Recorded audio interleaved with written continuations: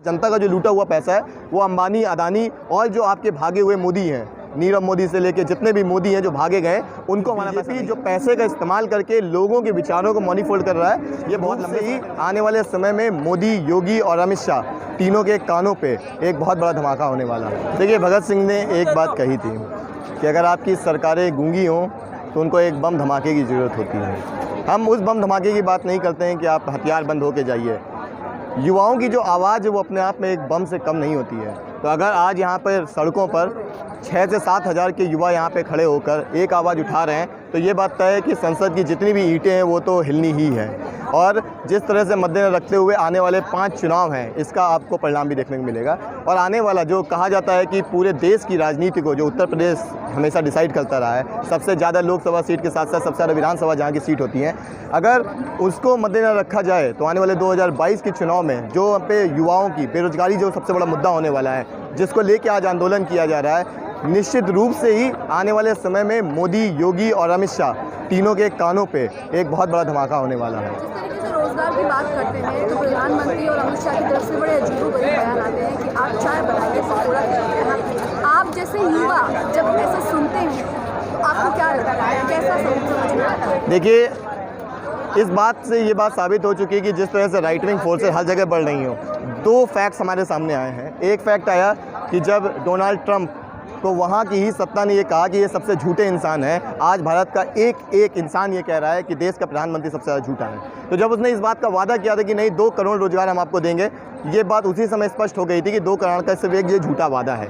तो हमारी एक्सपेक्टेशन अब नरेंद्र मोदी से बिल्कुल नहीं है, हमारी एक्सपेक्टेशन अब अमित शाह से बिल्कुल नहीं है। तो युवाओं ने इस बात को मान लिया है कि नहीं, जो बीजेपी सरकार है, बीजेपी के जो 2 चेहरे हैं अमित शाह और नरेंद्र मोदी, इनसे हमें एक्सपेक्टेशन नहीं है। तो ये जो युवाओं का एक मार्च चल रहा है, ये यहाँ पे जो युवा इकट्ठे हुए हैं वो सिर्फ अपने जवाब नहीं मांग रहे हैं, वो इस बात का इंकलाब भी दे रहे हैं, वो इस बात के लिए लड़ भी रहे हैं कि आने वाले समय में जहाँ पे संसद में ये जो लोग बैठे हैं, एमपी, बीजेपी की सरकार बैठी है, उसको उखाड़ के फेंकना है। क्योंकि जब तक हम नया प्रधानमंत्री, नई कैबिनेट मिनिस्ट्री, नया एचआरडी मिनिस्टर नहीं लाएंगे।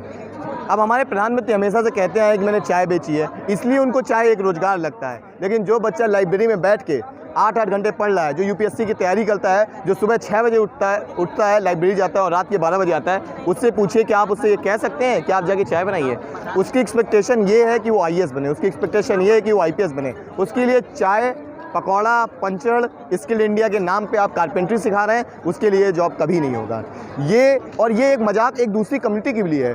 सामाजिक न्याय की लड़ाई लड़ने वाला एक बहुत बड़ा तबका ओबीसी है। हमें ये बात पता है कि इस देश में ओबीसी की संख्या सबसे ज़्यादा है। अगर हम मंडल कमीशन से लेके जो पुरानी जितनी भी कमीशन बैठा ली गई थी, उसमें 54% की जो आबादी है वो ओबीसी का है, जिसको हम लोग आर्टिशियन कम्युनिटी कहते हैं। आर्टिशियन कम्युनिटी का मतलब ही यही होता है कि जो बुनकर होते हैं, जो कारपेंट्री होते हैं, जो खेती करते हैं, जो सब्जी उगाते हैं, जो इस देश में जितनी भी सारी चीज़ें हमें दी गई हैं उससे कुछ उपजाने का काम करते हैं, कुछ नया निर्माण की बात करते हैं।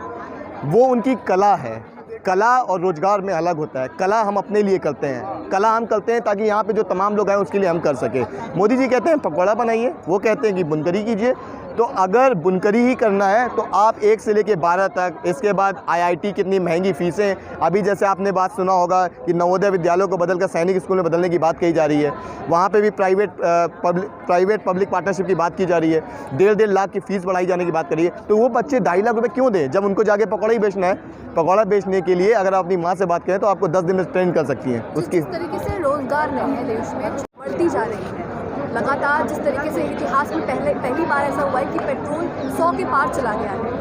जिस सरकारों में सरकार कहती थी कि 35 रुपये प्रति लीटर देंगे आपको, वो आज 100 रुपये बेच रही है, लेकिन कोई आवाज़ नहीं उठा रहा है। क्या समझ रहे हैं आप? नहीं, मैं इस बात से असहमत हूँ कि कोई आवाज़ नहीं उठा रहे हैं। आवाज़ें उठाई गई हैं। आप देखेंगे हर एक स्टेट में हमारे जो लीडर हैं, राहुल गांधी जी, सोनिया गांधी मैम, उन्होंने खुद पत्र लिखे हैं। राहुल गांधी जी हर जगह जाके इस पर प्रोटेस्ट हो रहा है। इवन आज से 7 दिन पहले ही एक इसके लिए प्रोटेस्ट किया गया था। इंडियन यूथ कांग्रेस के जो प्रेसिडेंट हैं श्रीनिवास जी, वो प्रोटेस्ट कर रहे हैं।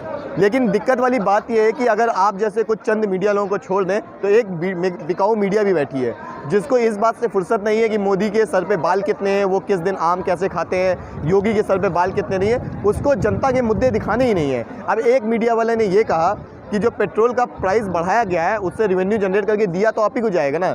हम कहते हैं कि आप हमको मत दीजिए, हमारा जो पेट्रोल का प्राइस बढ़ाया गया कम करिए, हम अपने पैसों को बचाना और उसका सही इस्तेमाल करना जानते हैं। हम नहीं चाहते कि हमारे जो लूट लिया जाता है पैसा, जनता का जो लूटा हुआ पैसा है, वो अंबानी, अदानी और जो आपके भागे हुए मोदी हैं, नीरव मोदी से लेके जितने भी मोदी हैं जो भागे गए, उनको हमारा पैसा नहीं जाना चाहिए। तो सीधी सी बात है, इस बात से मैं सहमत हूँ कि आवाज़ नहीं उठाई जा रही, आवाज़ उठाई जा रही है। और निश्चित रूप से आप देखिएगा कि जिस तरह से मोदी सरकार नई नीतियाँ ला रही है, जो ना केवल स्टूडेंट, युवा विरोधी है, बल्कि पूरे भारत के रहने वाले लोगों के विरोध में ये नीतियाँ हैं। क्योंकि आप भी इस बात को जानती हैं कि आपको अपने घर से यहाँ आने में ईंधन की ज़रूरत पड़ी होगी।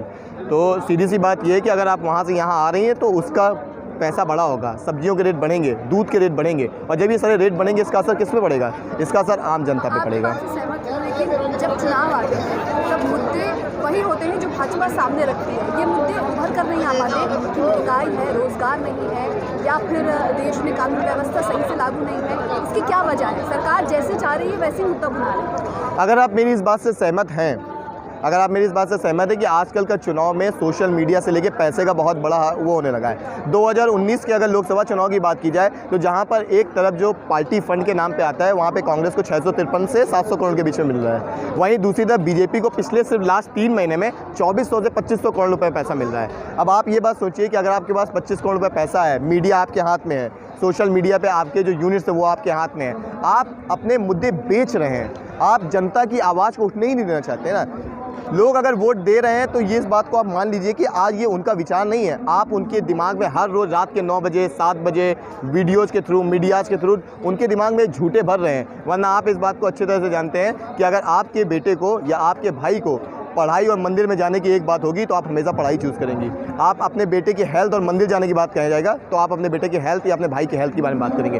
तो जिस तरह से इन सारे मुद्दों को किया जा रहा है, हमें इस बात को बहुत अच्छे से समझ लेना चाहिए कि बीजेपी जो पैसे का इस्तेमाल करके लोगों के विचारों को मॉनिफोल्ड कर रहा है, ये बहुत लंबे समय तक नहीं चलेगा। पैसा एक हद तक आप विचारों को मोल्ड कर सकते हैं, लेकिन आने वाले समय में चाहे वो 5 स्टेट का चुनाव हो, उसमें सब साफ हो जाएगा कि जो आप चाहे बेरोजगारी बढ़ा रहे हो, पेट्रोल के दाम बढ़ा रहे हो, ये दोनों ही बहुत बड़े मुद्दे हैं और आने वाले समय में इन्हीं मुद्दों पे ही चुनाव लड़ा जाएगा।